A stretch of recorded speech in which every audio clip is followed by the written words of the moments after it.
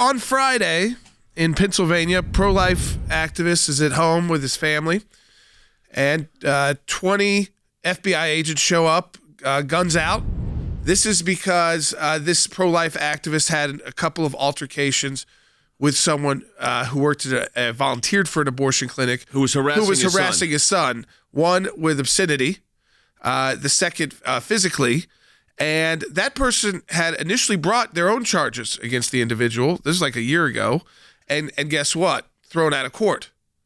No, not even a trial. But now who's jumped in? The Department of Justice and Merrick Garland.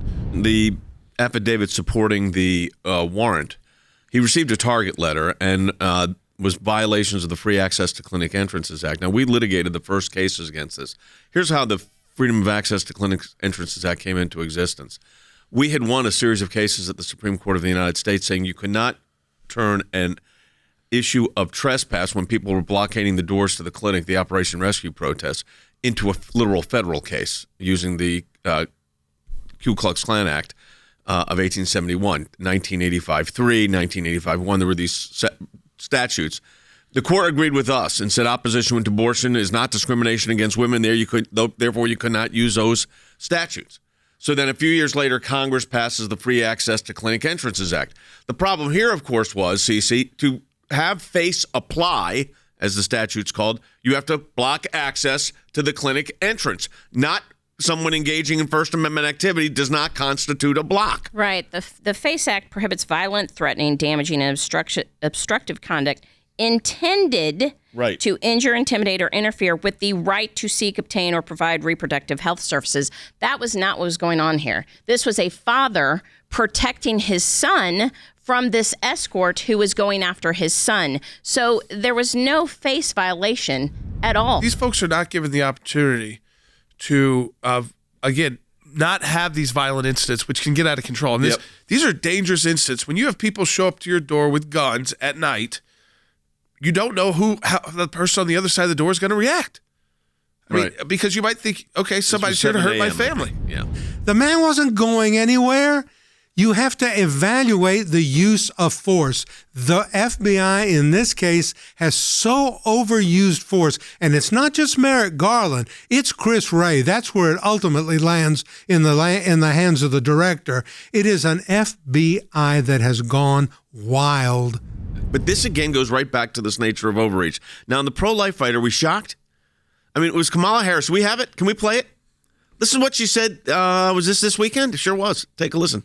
As it relates to the work of attorneys general, Dobbs also intentionally shifted the fight for reproductive rights to the states.